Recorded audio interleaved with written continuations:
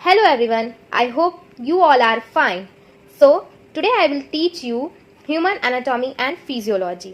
आज मैं आपको पढ़ाऊंगी कि ह्यूमन एनाटॉमी एंड फिजियोलॉजी क्या होती है और ये बहुत ही ज़्यादा इंटरेस्टिंग टॉपिक है क्योंकि आप इसमें अपने ह्यूमन बॉडी के बारे में पढ़ाई करते हैं। तो ये बहुत ही ज़्यादा इंटरेस्टिंग होता है कि आप अपने खुद की बॉडी के बारे में पढ़ रहे हैं। तो चलिए स्टार्ट करते हैं। आज हम लोग पढ़ेंगे एनाटॉमी एंड फिजियोलॉजी के अंदर कि एनाटॉमी क्या होती है, व्हाट इज एनाटॉमी, फिजियोलॉजी क्या होती है, what is physiology, level of organisation की हमारी ह्यूमन बॉडी कैसे बनी उसका लेवल देखेंगे और हिस्ट्री पढ़ेंगे एनाटॉमी की और branches of anatomy and physiology और ब्रांचेस पढ़ेंगे कि एनाटॉमी की कौन कौन सी ब्रांचेस होती हैं और फिजियोलॉजी की कौन कौन सी ब्रांचेस होती हैं। तो हम शुरू करते हैं कि एनाटॉमी क्या होता है। What is anatomy? आना का मतलब होता है स्ट्रक्चर और टॉमी का मतलब होता है कटिंग। आना का मतलब होता है स्ट्रक्चर और टॉमी का मतलब होता है कटिंग।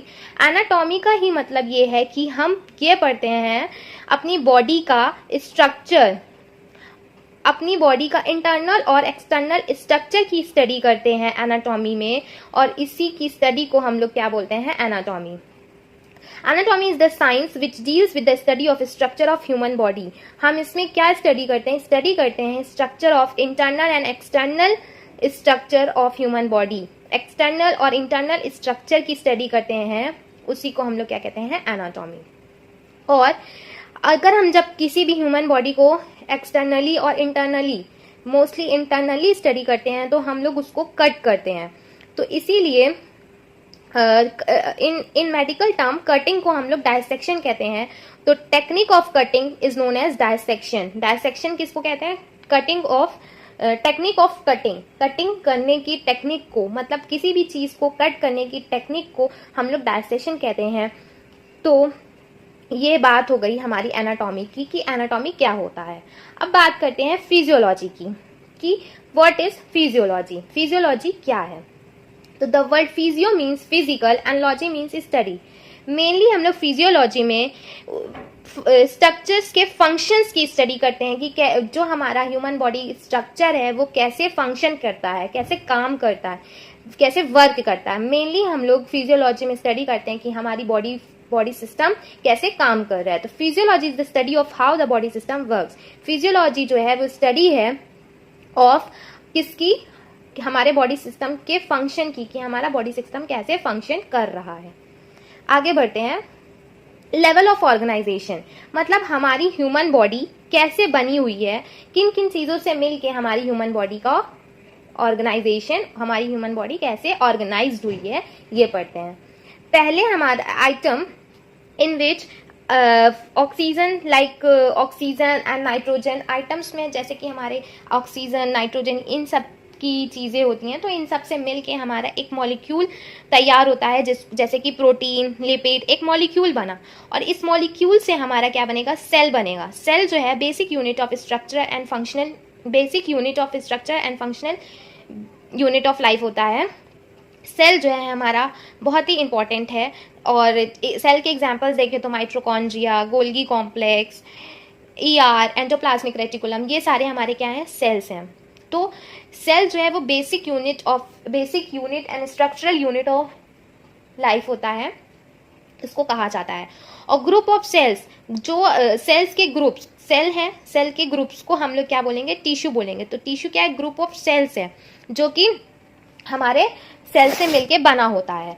तो टिश्यू जो है वो हमारे मेनली 4 टाइप्स के टिश्यू होते हैं। अगर हम एनाटॉमी एंड फिजियोलॉजी में देखें तो हमारे टिश्यूज जो होते हैं वो 4 टाइप्स के होते हैं। पहला connective tissue, muscular tissue, epithelial tissue, nervous tissue. ये सब चीज़ें आप लोग आगे डिटेल स्टडी करेंगे in human anatomy and physiology में। तो सेल से हमारा टिश्यू बना, टिश्यू से हमारा ऑर्गेन बनेगा। ऑर्गेन क्या है, ग्रुप ऑफ टिश्यू। किसी टिश्यू का ग्रुप को हम लोग क्या कहते हैं, ऑर्गेन कहते हैं। ऑर्गेन हमारा लीवर, लंग्स, हार्ट, ये सारा हो सकता है। तो ये हमारा ऑर्गेन है, like liver, heart and so on, so many organs are present in human body. तो ये ऑर्गेन, और फिर ऑर्गेन से हमारा ऑर्गेन सिस्टम बनता है कि हमारा ऑर्गेन कैसे परफॉर्म कर रहा है, कैसा फंक्शन कर रहा है, वो सारी चीज़ें हम लोग ऑर्गन सिस्टम में पढ़ते हैं। लाइक रेस्पिरेटरी सिस्टम, कैसे हमारा रेस्पिरेशन हो रहा है, डाइजेस्टिव सिस्टम, कैसे हम लोग खाना डाइजेस्ट कर रहे हैं, फूड को डाइजेस्ट कर रहे हैं, और हम जैसे कि हमारा रिप्रोडक्टिव सिस्टम, ऐसे बहुत सारे सिस्टम्स होते हैं। अभी हम लोग आगे पढ़ेंगे कि कौन कौन से सिस्टम्स हमारे एनाटॉमी में होते हैं। तो ये बात हो गई लेवल ऑफ ऑर्गेनाइजेशन की हमारी ह्यूमन बॉडी कैसे फॉर्म हुई, कैसे फॉर्मेशन हुआ हमारी ह्यूमन बॉडी का, ये सब हम लोग लेवल ऑफ ऑर्गेनाइजेशन में पढ़ते हैं। सेल से टिश्यू बना, टिश्यू से ऑर्गन बना, ऑर्गन से ऑर्गन सिस्टम बना, कैसे हमारी पूरी बॉडी फंक्शन कर रही है। फिर हम बात करते हैं हिस्ट्री की। हिपोक्रेट्स जो है वो फर्स्ट फिजिशियन थे और ये फादर ऑफ मेडिसिन भी थे और फाउंडर ऑफ एनाटॉमी। इन्होंने फाउंड किया था एनाटॉमी को, ये फाउंडर थे हिपोक्रेट्स। हेरोफिलस जो है वो फादर ऑफ एनाटॉमी थे। हिपोक्रेट्स तो फाउंडर ऑफ एनाटॉमी थे, बट हेरोफिलस जो है वो फादर ऑफ एनाटॉमी है। और डायसेक्शन वर्ल्ड, आपने यहाँ पे ये डायसेक्शन वर्ल्ड देखा, डायसेक्शन वर्ल्ड, ये वर्ल्ड हमारे हेरोफिलस ने ही दिया था। तो dissection word given by him, और फर्स्ट डायसेक्शन इन्होंने नर्व्स, आर्टरीज और वेन्स में किया था। एंड्रियस वेसिलस जो है वो मॉडर्न एनाटॉमी के फादर हैं, father of modern anatomy. Andreas Vesalius जो है वो मॉडर्न एनाटॉमी के फादर हैं। हेरोफिलस जो है वो फादर ऑफ एनाटॉमी है। हिपोक्रेट्स फाउंडर ऑफ एनाटॉमी है। तो एंड्रियस वेसिलस जो है वो मॉडर्न एनाटॉमी के फादर हैं और ये कहते हैं कि हमारी human body group of organ और ऑर्गन सिस्टम से मिलकर बनी हुई है। मतलब हमारी ह्यूमन बॉडी ऑर्गन और ऑर्गन सिस्टम के ग्रुप से मिल के ही हमारी ह्यूमन बॉडी का निर्माण हुआ है, फॉर्मेशन हुआ है, ऑर्गन से ऑर्गन सिस्टम के ग्रुप्स का। तो इन्होंने ही ये बताया कि हमारी human body made up of group of organ and organ system. हमारी ह्यूमन बॉडी किससे बनी हुई है? ऑर्गन और ऑर्गन सिस्टम से मिलके बनी हुई है, ग्रुप ऑफ ऑर्गन सिस्टम से मिलके बनी हुई है। फिर एरिस्टोटल ने कहा कंपेरेटिव एनाटॉमी। इन्होंने कंपेयर किया ऑर्गन और उनके फंक्शंस को, मतलब different organ different functions perform करेगी। सब जो ऑर्गन है वो डिफरेंट फंक्शन परफॉर्म करेगी। अपना ऑर्गन सिस्टम अलग अलग ऑर्गन अपना फंक्शन करेगी। तो एरिस्टोटल ने ही कंपैरिजन किया था, कंपैरेटिव एनाटॉमी दी थी कि ऑर्गन और उनके फंक्शंस के बीच में कंपेयर किया था। अब बात करते हैं branches of anatomy. Branches of anatomy में देखें तो ग्रॉस एनाटॉमी में हम लोग बात करते हैं study of structure which can be seen bye naked eye. हम लोग स्टडी करते हैं स्ट्रक्चर्स की जिसको हम लोग अपनी खुली आंखों से देख सके। Can be seen bye naked eye, उस वैसे स्ट्रक्चर्स की स्टडी करते हैं जो हम अपनी खुली आंखों से देख सके, तो उसको हम लोग कहेंगे ग्रॉस एनाटॉमी। माइक्रोस्कोपिक एनाटॉमी में हम लोग स्टडी करते हैं structures which can not be seen bye naked eye, जो हम अपनी खुली आंखों से नहीं देख सकते हैं, वैसे स्ट्रक्चर्स की स्टडी करने के लिए हम लोग माइक्रोस्कोपिक एनाटॉमी की ब्रांच यूज करते हैं। तो माइक्रोस्कोपी एनाटॉमी करने के लिए हमें एक इंस्ट्रूमेंट की ज़रूरत होती है जिसको हम लोग माइक्रोस्कोप कहते हैं। उससे हम लोग माइन्यूट सेल्स, टिश्यूज देख सकते हैं जो कि हम अपनी खुली आंखों से नहीं देख सकते हैं, तो वो चीज़ हम लोग माइक्रोस्कोप से देख सकते हैं और उसकी स्टडी कर सकते हैं।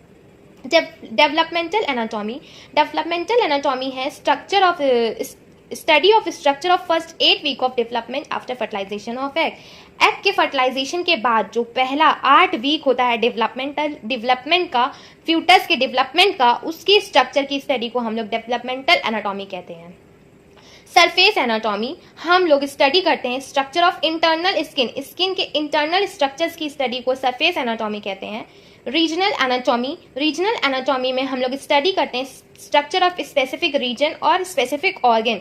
किसी स्पेसिफिक रीजन पे, किसी स्पेसिफिक जगह पे हम लोग किसी स्पेसिफिक जगह पे कि कौन सा ऑर्गन स्पेसिफिक जगह पे परफॉर्म कर रहा है, कैसे परफॉर्म कर रहा है, और उसके स्ट्रक्चर की स्टडी को हम लोग रीजनल एनाटॉमी कहते हैं।